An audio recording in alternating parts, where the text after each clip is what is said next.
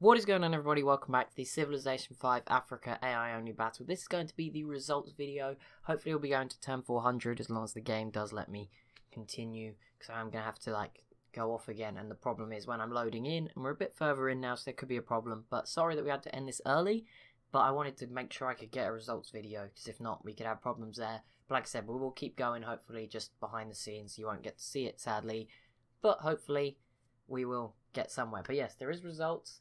I've got the top 10. I think this was very close. The scores were very tight at the top. There was 3 points in it between first and second. As you know, I go through the info addicts. I have the set selection that I judge as the important ones, which is most of them. There's a few I take out, which are mainly the ones where everyone's fairly balanced, or the AI. There's reasons. It's the AI. It's not based on how good they are for what they've got. So it's one like Treasury.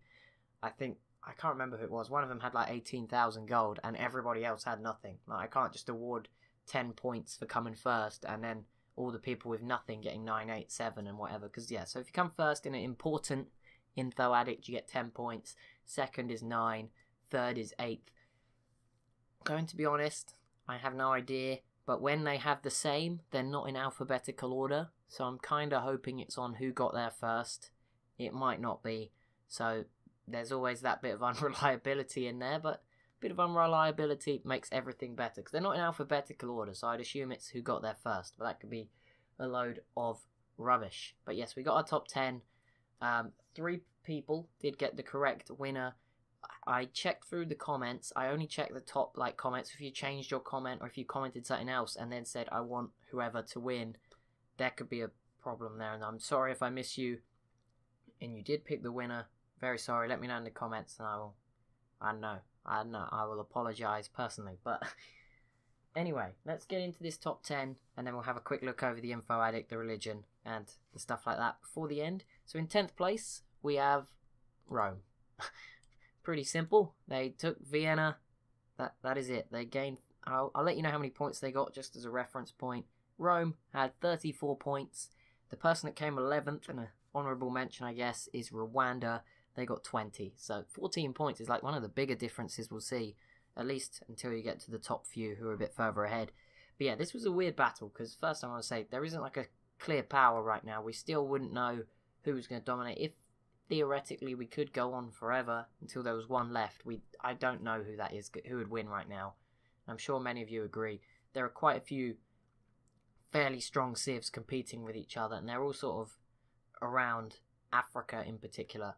So that's quite interesting. But yeah, Rome came 10th. They took Vienna. That was it. They didn't do anything else for the whole game. I think they were at war with Greece very briefly. So now on to 9th place, and we have Babylon. I like it. None of them have been in Africa yet. What a good start. I mean, they've been okay. They've got some big cities. They settled a little bit. They took out Arabia eventually. There's not too much to say here, but they have done well for science, and to be fair to them, they are quite big on the map. Now into 8th and 7th, there's a bit of a tie. Also Babylon there with 37 points, so 3 ahead of Rome. Now up to 48 points for the next civs, and they were 7th and 8th, a tie between, again, 2 non-African civs. They are, I believe, all African after these 2. So Greece is one of them. So there you go, Greece. They did win a category, I believe. They did win. Did they? Oh no, they came 2nd in one of them, which was number of cities. They have quite a few cities, but yeah, Greece in joint 7th, 8th with France, which is incredible, because France literally, Greece, sorry, I forgot to say, Greece took out Austria, or a big part of Austria towards the end. They took a couple of cities. They helped in Vienna. They grabbed a city in a peace deal from the Vandals, but it's been a weird campaign. There has not been that many wars. I'm going to be honest, compared to a regular campaign, there has not been many wars. I think it's because I'm on Emperor. Maybe they're a bit more chill. I don't know, but there's not been as many wars as usual. Or maybe there's just not been as much outcome from the wars. Maybe it's been a more balanced game than normal. Maybe that's what it is, because they are all quite close. France, though, also on 48 with Greece, I think. Unless my maths, my calculator failed me. But France, I don't know what to say. They settled these cities. They actually settled another couple towards the end here. But that was all they did. That is literally it.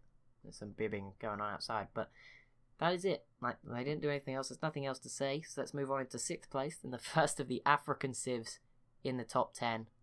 And it is my pick, the Mazai. They came 6th. I was quite impressed. They came 6th in a lot of the categories, so it's kind of it's kind of ideal that they came 6-3. They're on 59 points, so 11 ahead of Greece. And France, they had planes at the end.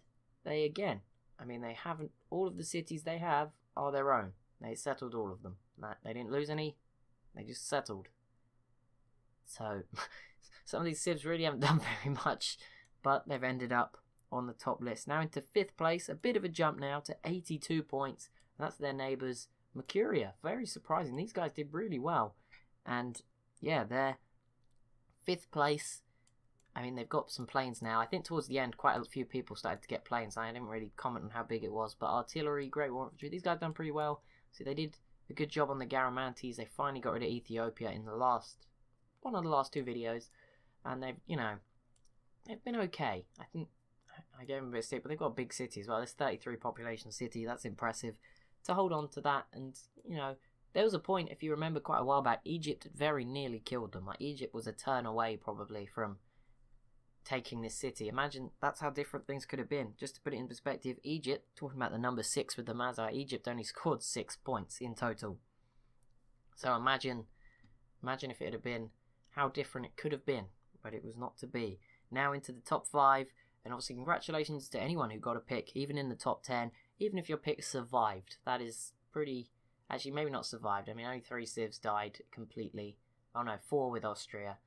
Austria, Benin, the Ashanti, and who was the other one? Tunis all died. But yeah, apart from that, everyone else made it to the end, which is impressive. Although Kilwa only just, I think they are about to die, to be honest, very soon. I think the Mazai are coming, and I think Congo are going after them too. But yeah, 5th place is done. Sorry, so now 10 points ahead of Mercuria on 92 points, and a big shocker. I think it's the favourite to win the game. Congo came 4th. Which, call it what you want, they came 4th. I mean, they have rocket artillery. They're not actually leading for technology. So, I mean, the fact that they look like they are is kind of impressive. But yeah, they came 4th. They had an interesting game. They took some cities from Burundi. They took a city from Rwanda. They obviously took those Ethiopian cities that were here. And apart from that, they just sort of settled and were good at science. Normally, there's so many highlights to talk about, but this has just been a very peaceful world where they've all just sort of developed together.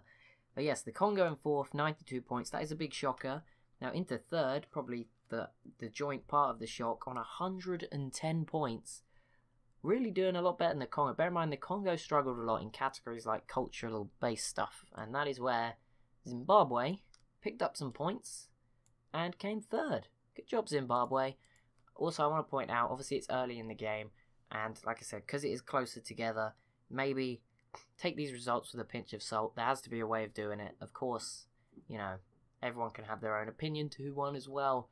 Entertainment value, all that sort of stuff. But yeah, Zimbabwe did come 3rd, according to how we've done it and how I'm going to allocate the shout-outs at the end. They've been at war with the Zulu for the end of this campaign, and obviously they were at the beginning. I can't really remember what was theirs and what wasn't, but they've done some work over here, taking the west coast of Madagascar now. They took out Kilwa, kind of, from Africa at least. And they did some cool stuff, and yeah. Credit to Zimbabwe. They also suffered a major penalty on happiness, which is something to bear in mind. They were the only civ that didn't get to explore every wonder in the game before it started, so fair play to them. Now, there's 2 left. And there's no point me saying who came 2nd, and then you all know who came 1st before they came 1st. I'm sure you can get an idea about who they are. So I'm going to just say who's 1st, and then we'll go to quickly who's 2nd. So the winner of the African AI only battle, for the 2nd time in a row, was Rhodesia. They did it again. They won the old world only battle. Major spoiler there. I have been alluding to that a long time, but it was all about seeing could they do it again. And yet, they've won. Fair play to them. They did it again. They didn't have as much space. Like, the fact that Zimbabwe is here and these guys both did well, I think shows that, you know, they both had a good game. Like, Zulu was still alive, Congo was still strong as well. Maybe there should have been more civs in South Africa, whatever, but these guys did well. Rhodesia have been interesting. They did take cities from Kilwa. They fought Zimbabwe on occasion, and the Zulu, I believe, at some point. I think they fought the Congo maybe really early on. I can't really remember, but maybe. And obviously towards the end here, they destroyed Burundi, who probably would have done a bit better and probably got in the top. Actually, Burundi Burundi, okay, maybe not. Maybe Burundi wouldn't have got in, actually. Let's ignore that. Don't want to embarrass them. But, good job, Rhodesia. You won. And obviously a big mention. We sort of don't want to spoil their party. Mali did very well to come second. They got 121 points, by the way. Obviously, bear in mind, Zimbabwe 110. Mali won 2-1. And Rhodesia got 124. Only 3 more. There was 3 points in it. So, very, very close. You know, that's one category somewhere that maybe Mali didn't feature in that's let them down. But they have a lot of cities. They've been very impressive. It's normally the Songhai do well in this region. Mali tend to not have a good time, but to see Mali do well is really cool. So fair play to Mali. But the 3 people who did pick Rhodesia are Wyatt Think, Vandon Pink, it rhymes, and Alastair Rush. Hopefully I pronounced that all right, or close to it, or whatever. But good, congrats guys. 3 picking pretty well. You picked what? 1 in 38, 1 in 39 chance. Good job. But what are we going to do now? We are now going to go over the info addicts very briefly. And population, we have the winner was Rhodesia here. Mali came third. I think we're just Rhodesia winning 30 million. France also on 30 million, to be fair. Let's go to some of the manufactured goods. We had Mali winning this one on production. Congo here, 4th. Look, Zimbabwe, Rhodesia, all the top 4 up there. What else was military manpower? Obviously, everyone wants to see this one. Congo did top this one, 413,000. Mali 360,000. 360,000. Zimbabwe 277. Rhodesia up here too. Another big one, technology. Rhodesia got 62, so they were actually winning. They're 18 away from the end of the tech tree. Congo 60, Mali 59. Zimbabwe got let down a bit there, but they still beat the Congo. Cities, Mali led with 17. Greece and Zimbabwe had 13. Rhodesia, the Masai, Congo all had 12. Science output, Mali was actually outputting the most ahead of Rhodesia, and then the Congo was a long way behind. Look at that, 1,600. That's quite impressive gap. There's all this other stuff. Culture output as well. Zimbabwe was leading that, for example. Congo only came 6th. That's probably where the game was won or lost a little bit. Religion overview, I imagine, I can't remember, there was one religion doing pretty well. 57 cities for Eastern Orthodox, 38 for Islam, 27 for Sikhism from Mali, 8 from Confucianism from Ethiopia. I'm going to say that wrong. Garamantes Hinduism got 4, Protestantism from Nigeria 4, Tunisian Shinto in 3. Ideology-wise, I think we were pretty certain that autocracy won out. Yeah, order, revolutionary way, freedom, and all the autocracy nations are okay. There's a bit of dissidence, but mainly it's okay. But hopefully you've enjoyed this series. I'm sorry it's had to end early, but there will be hopefully a Turn 400 video soon. But as always, thank you so much for watching. As always, if you have enjoyed, be sure to leave a like and a comment down below. Be sure to subscribe if you're new to the channel, to see some more stuff like this, hopefully in the future. Thank you so much for watching, and I'll see you in the next one.